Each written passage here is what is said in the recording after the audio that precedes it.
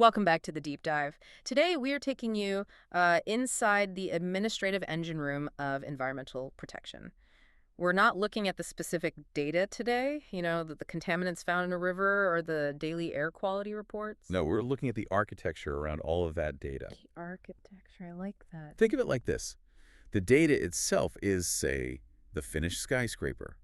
But if the blueprints for the foundation are shoddy or the construction processes aren't rigorously inspected, then that whole building is structurally unsound. Right, it looks fine, but you wouldn't want to be on the top floor. Exactly. So we're diving into the policies and procedures that guarantee the data underpinning these massive multi-billion-dollar environmental decisions is actually reliable. And our mission today is a really granular exploration of the U.S. Environmental Protection Agency's internal mechanism for quality control. We've got the source document right here.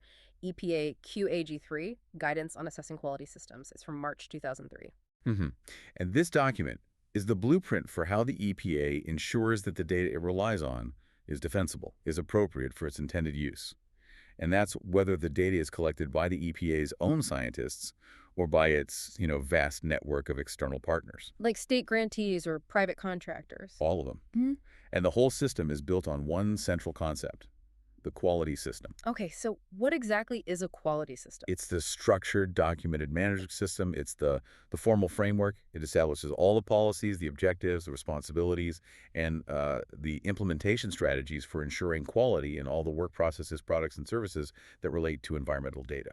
So it's the mandatory overhead. It's the mandatory overhead that ensures the daily tasks of quality assurance, or QA, and quality control, QC, have a stable foundation to stand on. Okay, so today we're going to unpack this dense framework. We are going to reveal the secret ingredient that keeps these, really rigorous systems practical and cost-effective, a concept called the graded approach. And we'll get into the surprising complexity of what seems like a simple task, like conducting a single one-hour interview that's designed to avoid bias. Right. This dive is all about turning procedure into organizational power. So let's get started and look at where this mandate even came from. All right, Section 1, the foundational architecture of quality. When you Mhm. talk about systems and mandates like this, you kind of assume they're a recent thing. But this EPA quality structure, it has a surprisingly deep history. It absolutely does. I mean, this is not some modern addition to bureaucracy. The source material really emphasizes that EPA policy has required all EPA organizations, and we're talking all regional offices, research centers, labs, Network. the whole Focus network, and crucially, all their extramural partners to participate in an agency-wide quality system since 1979. 1979, wow. Okay. That's almost 5 decades of this continuous structured quality assurance just embedded in the agency's DNA. It is, and that longevity, it suggests that the foundational rules must be pretty strong and, internationally recognized, not just some unique federal thing. That's a great point. So it's not just the EPA making up its own rules in a bubble. Not at all. And that's a key factor in the system's credibility. Yeah. The agency quality system is fundamentally based on a standard called ANSI SQC E4 1994. Okay, now for you, our listener, who might not live and breathe quality management standards, why does that specific reference, the ANSI SQC one, why does that matter, and how does it connect to, global standards? Well, it matters because ANSI SQC E4 is explicitly noted in the guidance as being consistent with the internationally recognized ISO 9000 series standards for quality management. Ah, okay, most people have heard of ISO 9000. Right. And that alignment, it provides two really critical benefits. First, it ensures that the EPA's internal processes meet globally accepted criteria for quality management, which lends a ton of authority to their data. And second, Second, and maybe more practically, it makes it easier for, say, state agencies or contractors or even international partners who already use or know ISO 9000 to integrate seamlessly into the EPA's quality system requirements. It gives everyone a common language for quality. so if a contractor is already ISO 9001 certified, they have a huge head start in meeting the EPA's expectations. Precisely. And this mandate is all codified under the EPA Order 5360.1A2, which is the central governing document, and it's supported by the EPA Quality Manual. These docs dictate not just that quality must happen, but how it has to be planned and monitored. Which brings us to the central planning document for any organization involved in this, the Quality Management Plan, or QMP. What exactly is the QMP documenting, and how often do they have to check if it's working? So the QMP is the organizational playbook for quality. I mean, it documents everything. The organizational structure, functional responsibilities, the specific policies, the procedures for implementing quality processes. It's the formal description of the quality system itself. It's the blueprint. It's a blueprint. And regarding frequency, the order is very clear. EPA organizations must assess the effectiveness and the implementation of their QMP and their quality system at least annually. At least annually, so this isn't a one-time check. No, it's a continuous cyclical commitment. It's meant to be a living, evolving structure, not a static binder on a shelf. Right. Now, we really need to clarify the core function of these assessments because the guidance goes to great lengths to define what it is and what it is not. This is that critical distinction between a system assessment and a technical assessment. Yeah, this is a point that often gets confused, and it's absolutely essential for understanding what we're talking about today. The quality system assessment is fundamentally focused on process over project. Process over project. It operates at a high management level. Yeah. It's asking questions like, are the processes for systematic planning, for staff training, for document control, for record keeping? Are they in place, and are they functioning like you said they would in your QMP? Does the system comply with the rules? Is it effective? Okay, so let's draw a line. Give me an example. Let's say an assessor finds that a lab technician is consistently recording temperatures incorrectly because their training was bad. Is that a technical issue or a system issue? That is a fantastic way to frame it, because it highlights the overlap perfectly. A technical assessment would focus really narrowly on that specific technician's error. On the bad data point. Yes, and the validity of the data they collected on that one day. Mm-hmm. Was the measurement precise? A system assessment, on the other hand, it steps way back and asks, why did the technician record it incorrectly? Okay. Was the lab's overall training program insufficient? Was the QMP's procedure for documenting how you monitor calibration equipment flawed? If the fault is in the planning or the training or the organizational structure, the management framework, then it's a quality system failure. So if the tech skips a step in a complex analysis, the technical assessment says, hey, you skipped a step. Right. But the system assessment says, does your QMP even require a supervisor to check off on that step in the first place? And are all your supervisors actually trained to do that checkoff? It's about ensuring the policies exist to prevent the failure, not just correcting the one specific failure after it happens. You've got it. We're evaluating the documented system to confirm it's suitable and effective for ensuring the output, the data, is appropriate for its intended use. If the system itself is broken, all the data that system produces, even if it looks clean on the surface, is potentially indefensible. And before we move on to the actual planning, there's this really vital legal nuance in the guidance itself. It states that the document does not impose legally binding requirements. It retains discretion. Why? Why would they include that disclaimer if the entire system is mandatory? That's pretty standard bureaucratic practice for a guidance document versus, say, a formal regulation. Okay. It's the EPA giving itself the flexibility to adapt these best practices to unique situations. A small tribal grant versus a massive Superfund cleanup. They don't want to violate a rigid mandated rule in a weird edge case. But by publishing this incredibly detailed guidance, they're setting a very, very high bar for what best practice actually is. So while they keep their discretion, they're also promoting this document as the gold standard. Absolutely. The whole goal is providing increased confidence in environmental decisions and, strengthening the agency's overall credibility. If a decision based on EPA data gets challenged in court, the defense often rests not on that one specific data point, but on the robustness of the system that produced it. This document, this is the blueprint for that defensibility. Okay, we've established the historical mandate, the core concept of assessing the system, not just the project. Now let's get into Section 2.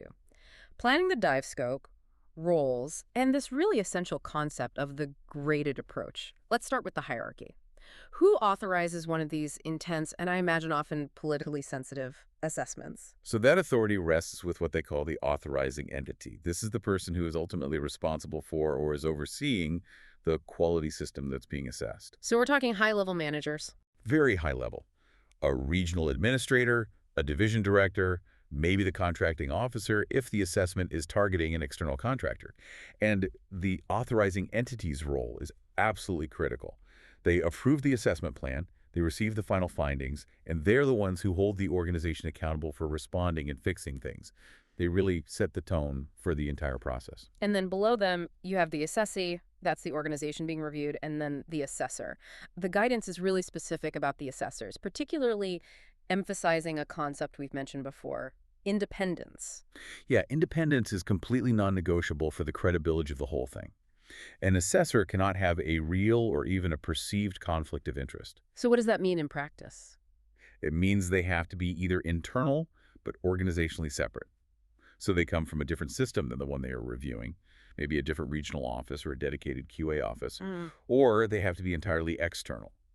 And if it's an internal audit, the assessor cannot be directly involved in performing or managing the program they're reviewing. That structural separation seems like it would be tough to maintain, especially when budgets are tight. It can be. Yeah. But that organizational freedom, which is mandated in the policy, is designed to assure the feedback is objective, not just, self-serving. Okay, so if we can get that independence, that brings us to the core principle governing how the assessment is actually executed. The graded approach. Tell us again why this concept is so fundamental to making all this quality control practical. The graded approach is basically the EPA's way of ensuring they don't spend $1 million assessing a $1,000 problem. Huh, okay, I like that. It's the principle that the intensity, the rigor, and the frequency of the assessment must be, and here's the key word, commensurate with the scope and the risks associated with the quality system. So, if the potential consequences of a quality failure are catastrophic, major public health risks, huge political damage, you throw significant resources at the assessment. Right. But if the consequences are minor, you scale it way back. Precisely. It's a formalized, systematic method for risk management that's applied to quality control. It makes sure resources are used effectively and efficiently where they matter most, and it prevents quality management from becoming, this bureaucratic straitjacket that treats every single program the same. The guidance itself suggests we should apply this to some scenarios, so let's do that. Okay, consider two contrasting situations. Scenario one, a small local grant program in a rural area. They're collecting some basic water quality data. They have limited funding, limited scope. Right. The consequences of a failure there, say they collect a few invalid pH measurements, it's localized, it's reversible. The graded approach would dictate a much lower level of assessment, maybe a document review every couple of years and a very limited internal interview process. Okay, now contrast that with scenario two, a multi-program environmental performance partnership agreement, an NNPPA. This involves EPA headquarters, multiple regional offices, and a state environmental agency. It's covering major industrial compliance, large-scale cleanups, public reporting of air quality for an entire state. The complexity is huge. Yeah, and the consequences of quality failure there, we're talking invalid regulation, public outcry, lawsuits are extremely severe. For that scenario, the graded approach demands a massive, systematic, multidisciplinary assessment. You need frequent, rigorous on-site audits, extensive document review, a large team of specialized assessors, and mandatory follow-up. The scope and the risk demand maximum intensity. Exactly. And that flexibility is what allows this mandatory quality system to actually function across the incredible diversity of all the EPA's programs. That makes perfect sense. But if an organization is big enough to be doing dozens of these assessments across its programs, it needs a system to manage the assessment system itself, right? Yeah. What are the quality control questions for the managers of the auditors? This is where you get into this kind of meta-assessment, ensuring the auditing process itself is consistent and effective. The guidance, citing another source, outlines 4 self-interrogation questions for the manager who's overseeing the whole assessment process. Okay, what are they? Number 1, am I doing the right job?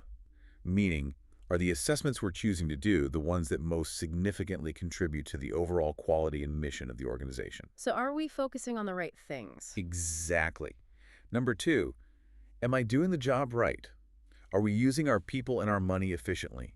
Are we over-assessing low-risk areas and under-assessing high-risk ones? Number 3.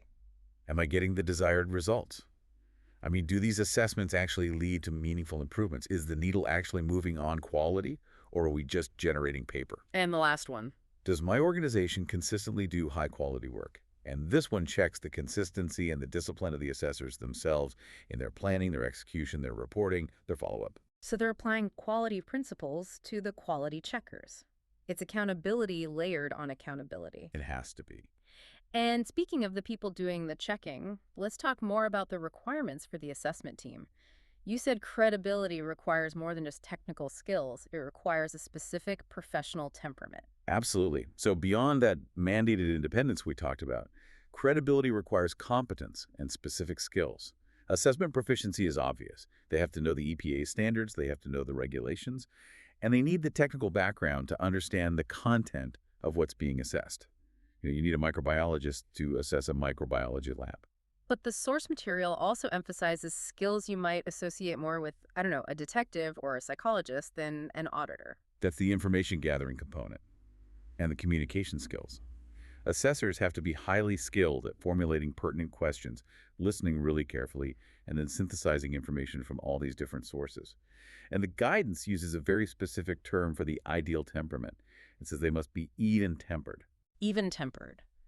Why is that specific emotional quality so important? Because a quality system assessment is not usually a happy occasion for the people being assessed. I can imagine. It involves intense scrutiny of their management practices, their documentation, their resource allocations. People can get defensive or apprehensive or even hostile. And if an assessor is easily provoked or impatient or, just lacks emotional intelligence, they risk alienating the assessee, shutting down the flow of candid information, and turning the whole thing from a cooperative effort into an adversarial fight. So being even-tempered keeps the focus on systemic improvement, not personality conflicts. Exactly. And that also explains the recommendation for team size. The guidance suggests two assessors are often preferred for interviews. Why is that dual presence the ideal structure? Well, two assessors provide some essential checks and balances.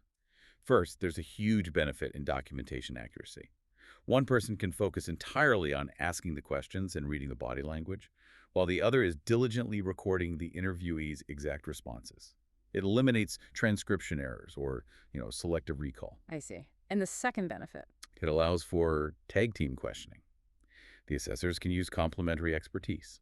If one assessor is reviewing, say, the financial controls for the QA budget, the other might be focusing on the technical details of the systematic planning process. It's like having two specialized lenses focused on the same subject at the same time. Exactly. It ensures comprehensive coverage and prevents a single assessor's blind spots or biases from dominating the entire inquiry. Okay, so all of this careful planning culminates in the formal assessment plan. This isn't just an internal memo, right? It's more like a formal contract with the assessee. It is. The systematic planning identifies all the assessment criteria, the QMP, the regulations, the precise scope, which offices, which programs, the specific issues, all the resources needed. And the assessment plan formalizes all of that. And the no surprises rule applies here. Yes.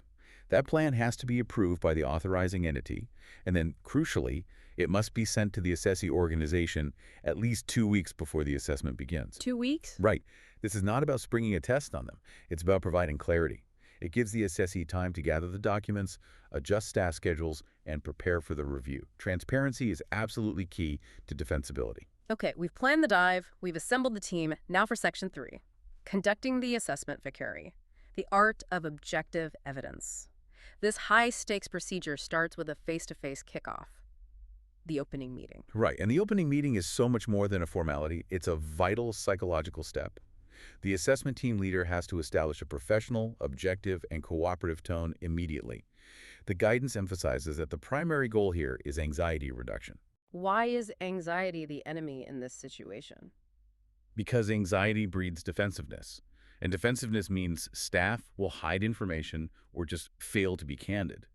If the organization's senior management views this whole thing as a punitive audit, a judgment of their personal competence, that attitude is going to filter down to everyone. But if the leader can frame it as a constructive opportunity for system-wide improvement, then SNAC are much more likely to participate openly. The agenda for that meeting, it's usually 30 to 45 minutes. It covers introductions, reviews the scope and schedule, and clearly outlines the reporting process. It sets the expectation from the very beginning that this is a system review, not an individual performance review. Okay, so once the tone is cooperative, the team starts collecting information. The two main tools are document review and interviews. Let's start with the paperwork. What are the assessors looking at beyond the obvious quality manuals? So the document review is the essential layer of verification. Obviously, they review the QMPs, the QA project plans, the standard operating procedures, the SOPs. They check if the org chart matches reality, if the flow charts in the QMP are actually being followed. But the deeper, more revealing stuff comes from looking at the resource documentation. That's where you get the truly intriguing detail. Assessors look at QA annual reports and work plans, and critically, they can delve into fiscal reports, like those related to the Government Performance and Results Act, GPRA, which tracked how resources are budgeted and spent. And the purpose of looking at the budget is to verify commitment versus execution. Exactly. Okay, so explore that for us. How does checking a budget reveal a quality system deficiency that just reading an SOP wouldn't? Well, imagine the quality management plan states that, based on the volume and complexity of their work, an organization needs 3 dedicated full-time equivalents, 3 full-time staff, just to manage the QA oversight function. The assessor can check the QA annual report and work plan, the QAA-ARWP, to see if those FTE slots are actually filled. And more than that, are the people assigned to them truly spending 100% of their time on QA functions, or have they been pulled away to do, unrelated tasks? So the organization has the perfect policy on paper, but the budgetary reality is that they have totally under-resourced that policy. Exactly. The QMP shows the commitment, the fiscal reports show the execution. If the report shows one of those positions has been vacant for 18 months, or if a dedicated QA professional is documented as spending half their time running the internal communications newsletter, Right. that is an objective deficiency in the implementation of the quality system.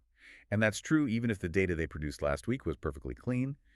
The system, by design, is unable to maintain continuous quality control because it's been starved of resources. That's a really sophisticated check because it moves beyond just compliance, just checking a box, and it looks at actual capability. It forces management to confront whether they're adequately supporting their own stated policies. It does. And that's why the guidance acknowledges that budget review can be sensitive. It says that if an organization is uncomfortable releasing full budgetary documents, the assess might be able to provide the necessary QA staffing info in a redacted format.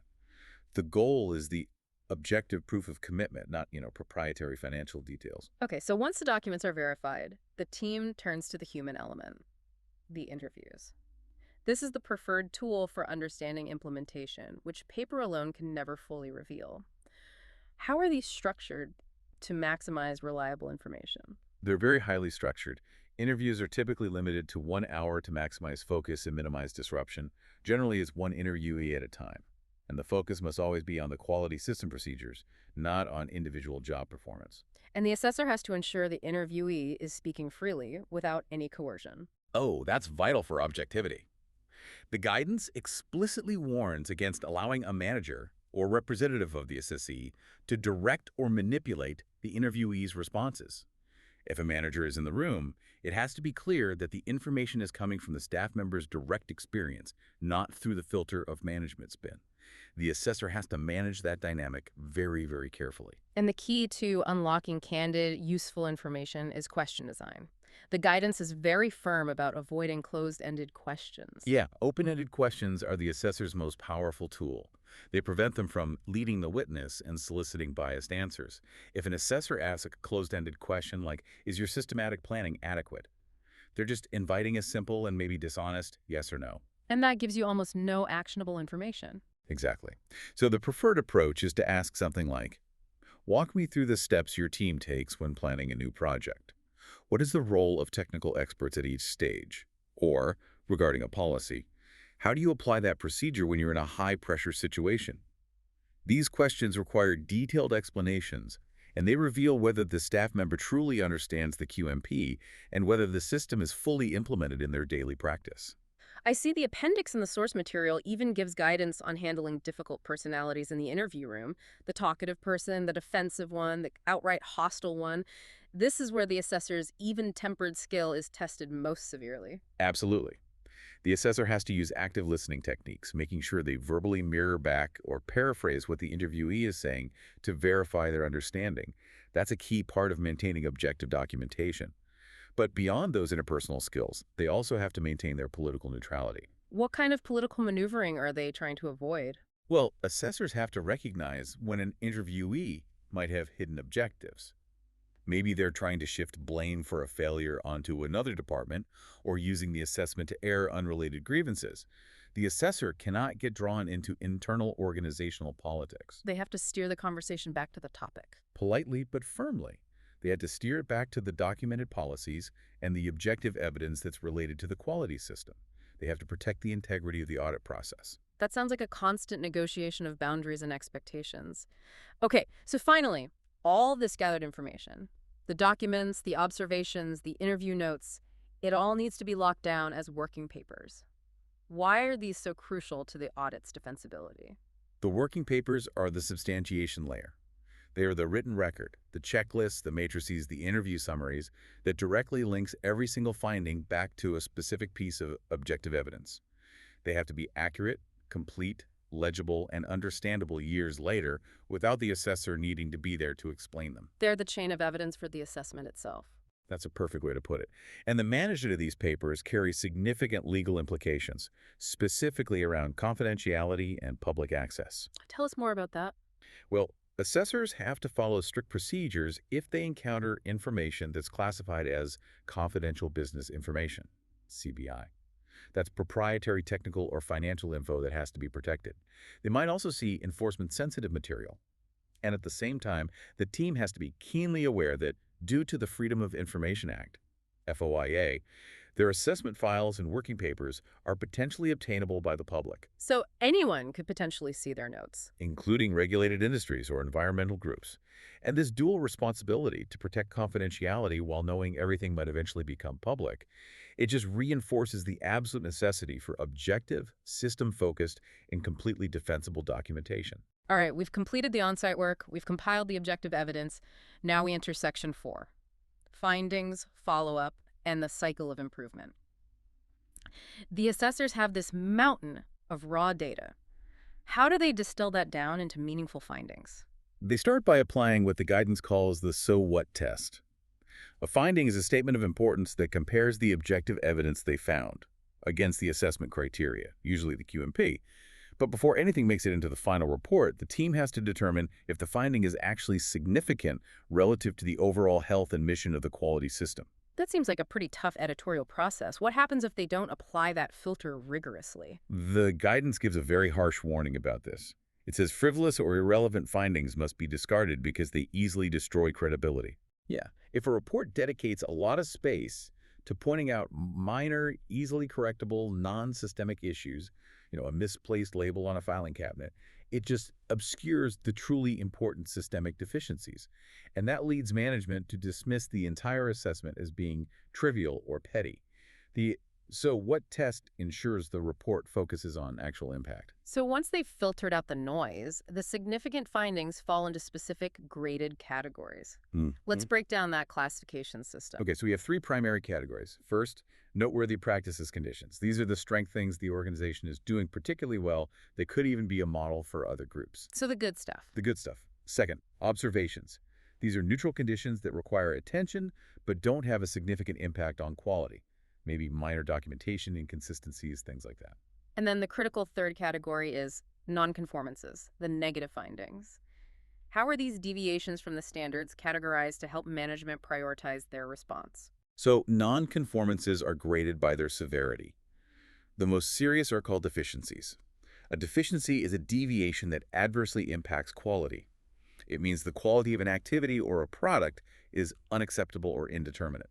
Give me an example of a deficiency. Failing to calibrate a key measuring instrument for 6 months, when the QMP requires it to be calibrated monthly, that deficiency potentially invalidates all the data collected with that instrument during that entire period. It's a major problem. Okay, and the less severe category. Those are weaknesses. A weakness is a condition that doesn't currently make the quality unacceptable, but it could potentially result in unacceptable quality if it isn't addressed. So it's a risk. It's a risk. Using that same calibration example, a weakness might be that the QMP only specifies periodic calibration, but it doesn't give a specific frequency. That creates an unnecessary risk because the policy itself is too vague and it's open to interpretation. So this graded system strengths, observations, weaknesses, and deficiencies is vital for management to allocate their resources correctly to fix the problems. And once these preliminary findings are compiled and categorized, they are presented at the closing meeting. Right. The closing meeting is basically the reciprocal of the opening meeting. It's attended by the same key SSE management, and the assessment team leader presents the preliminary findings. It's really critical that they emphasize the word preliminary. Why is that so important? Because the findings are still subject to final consolidation, confirmation of all the documentation, and technical review. emphasizing that their preliminary manages expectations and maintains the team's credibility. It allows for minor factual corrections to be made before the final report is issued. Got it. Now we get to the core purpose of the entire assessment. Corrective action. This is where the rubber meets the road. But the guidance is crystal clear about ownership. Who owns the solution? This is probably the most important administrative rule for maintaining objectivity. The development and the implementation of corrective actions are the sole responsibility of the assessee, not the assessor. So the assessor can't just tell them what to do. Why not? It seems like it would be more efficient. For two reasons: independence and ownership. If the assessor prescribed the fix, they would compromise their organizational freedom and their objectivity for any subsequent follow-up assessment. They'd essentially be auditing their own advice. Ah, I see. A conflict of interest. Exactly. And furthermore, if the assessee doesn't own the solution, if they're just following dictated orders, they are much less likely to fully implement the corrective plan and, more importantly, to fix the root cause. The assessee has to take intellectual ownership to make sure the actions are both effective and sustainable. So the corrective action plans, which are formally documented, have to be comprehensive. What specific things must those plans address beyond just fixing the immediate symptom? The guidance requires the plans to address four critical components that target systemic improvement. First, the measures to correct the immediate nonconformance. That's the quick fix. Right. Second, and this is crucial for significant deficiencies, is the identification of the root cause. They have to analyze why the failure happened in the first place. Was it poor training, inadequate resources, an unclear policy? Because if you fix the symptom without fixing the cause. The deficiency will just happen again, which leads to the third component: steps to preclude recurrence. This shifts the focus to preventative measures. What changes will be made to policy, training, or resource allocation to ensure this exact failure doesn't happen again? And the fourth component. Responsibility and due dates. Clearly defined accountability. Who is going to do what and by when? That makes the whole process truly iterative. And once that plan is drafted, it moves into formal reporting. Right. The assessment team prepares a draft report, which follows a formal outline from the guidance. It details the scope, the findings, the criteria, and this draft is circulated to the assessee for their review. But, and this is a big but, the review is strictly limited to correcting factual errors. So they can't argue with the conclusion. They can't use this stage to dispute the finding itself, only the factual basis for the finding. Did we misunderstand a procedure? Did we cite the wrong policy date? The guidance really stresses that the writing has to be clear, concise, and avoid any unsubstantiated generalizations to make sure the report is defensible if it's ever needed externally. And the final step, after all the follow-up activities have verified that the corrective actions were implemented and effective, is the formal closeout. That's documented with a formal closeout letter, confirming all the actions are complete and the files are archived. But the cycle doesn't actually end there. The final step involves quality improvement. The assessing team reviews their own assessment process. They assess the assessment. They assess the assessment. They look at what worked well, what needed improvement in their methods, their planning, their interview techniques. And the findings from one assessment are then used to plan the scope and focus of the next assessment cycle. So they'll focus future scrutiny on areas where there were past deficiencies. Exactly. Or on systems with high staff turnover or newly implemented program areas. This continuous feedback loop is what makes the EPA's quality system a constantly evolving mechanism rather than just a static piece of paper. The entire process allows the agency to consistently evaluate the consistency and the reasonableness of its quality specifications across all of its diverse organizations. What a detailed, step-by-step journey through the internal mechanics of ensuring environmental data integrity. We started this deep dive by establishing the EPA's mandate, tracing it back nearly 50 years to 1979, and its grounding in international standards, consistent with ISO 9000. And we clarified that the effectiveness of the entire system really hinges on that quality management plan, the QMP, which has to be assessed annually to ensure the documented processes, the planning, the training, the documentation are all functioning. And we maintain that critical distinction that this is a system assessment, not a project-specific technical assessment. Right. Then we explored the systematic approach to managing the assessment process itself, defining the rigid roles of the authorizing entity and the assessors, emphasizing that the requirement for independence is just fundamental to achieving impartiality and trust. And we focused heavily on the most critical design element for managing resources, the graded approach. That mechanism ensures the rigor of the assessment is perfectly matched to the scope and the risk of failure, preventing the agency from wasting time on low-stakes programs while ensuring maximum scrutiny for high-stakes environmental decisions. And in the execution phase, we saw how assessors have to navigate that human element, moving from the anxiety-reducing opening meeting to collecting objective evidence through meticulously structured document review. Including that fascinating internal check on dedicated QA staff FTEs through the fiscal reports. Yeah, and then using those highly skilled open-ended interviews to avoid bias and circumvent any internal political maneuvering. And finally, the reporting process relies so heavily on that so what test to ensure that findings are significant, clearly categorizing them as strengths, weaknesses, or deficiencies. The ultimate success, though, relies on the assessee taking full ownership of those corrective actions. Which have to target the root cause to truly preclude the recurrence of systemic failures. I mean, at the end of the day, defending environmental decisions requires so much more than good science. It demands transparent, disciplined, and continuously assessed management systems. The EPA's QAG3 reveals that the quality of environmental data is deeply dependent not just on the science, but on the independence and rigor of the human auditors and the discipline of the iterative process they follow. Continuous assessment applied systemically leads to continuous quality improvement. Exactly.